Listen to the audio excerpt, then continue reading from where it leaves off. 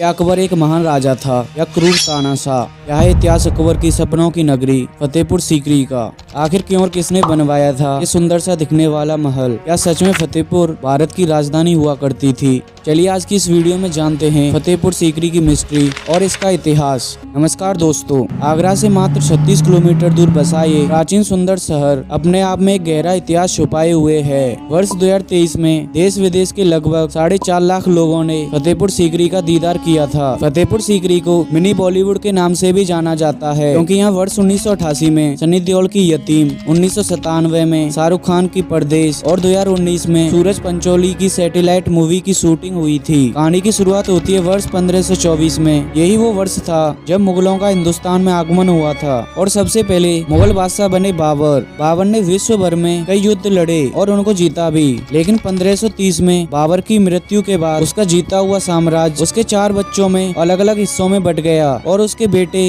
हुमायूं के हाथों में आया हिंदुस्तान। लेकिन हुमायूं उतना सफल नहीं हो पाए और उन्होंने एक के बाद एक कई युद्ध हारे और फिर साल 1556 में हुमायूं की मृत्यु हो गई, जिसके बाद हुमायूं के बेटे अकबर को मात्र 14 वर्ष की आयु में बादशाह बनाया गया। लेकिन बादशाह अकबर उतने पढ़े लिखे नहीं थे, इसलिए वो समय समय पर अपने 9 वजीरों से राय लिया करते थे। एक समय तक सब कुछ ठीक चल रहा होता है। अकबर एक के बाद एक युद्ध लड़ना शुरू कर देता है और अपने राज्य का बड़े ही अच्छे ढंग से विस्तार करता है। इसी बीच अकबर 1562 में हरकाबाई यानी जोधाबाई से शादी कर लेता है। अकबर जोधाबाई से अन्य पत्नियों के अधिक प्यार करता था। यही कारण था कि अकबर ने जोधाबाई को धर्म परिवर्तन करने के लिए कभी फोर्स नहीं किया। ऐसा भी कहा जाता है कि जोधाबाई के कहने पर अकबर ने गाय का मांस खाना छोड़ दिया था और समय समय पर अकबर जोधाबाई से श्री कृष्ण और राधा की कहानियां सुना करते थे। 2 साल बाद 19 अक्टूबर 1564 को जोधाबाई को जुड़वा बेटे पैदा हुए, मिर्जा हसन और मिर्जा हुसैन। अकबर इस समय बहुत ही खुश था, क्योंकि अकबर को उसकी पहली पत्नियों से एक भी पुत्र नहीं था।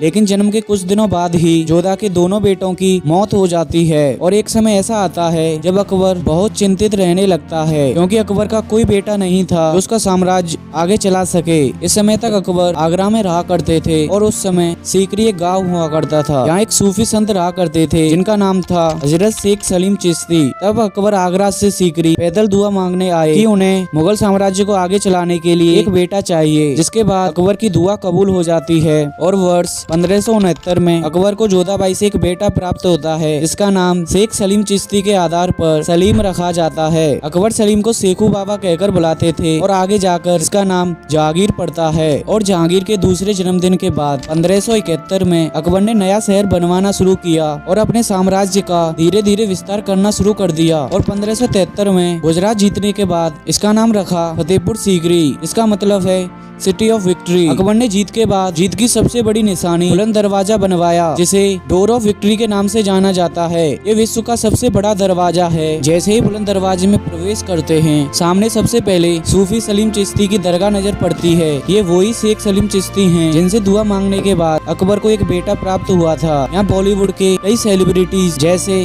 करण जौहर, कैटरीना कैफ, संजय दत्त और राज बब्बर ने भी दुआ मांगी है। दोस्तों, ये था बादशाह की सपनों की नगरी फतेहपुर सीकरी का इतिहास। अगर आपको ये वीडियो अच्छा लगा तो हमारी ये ताजमहल वाली वीडियो जरूर देखें, जिसमें हमने बताया है कि ताजमहल हिंदुओं का शिव मंदिर है या शाहजहां की मुमताज के लिए सच्ची मोहब्बत की निशानी।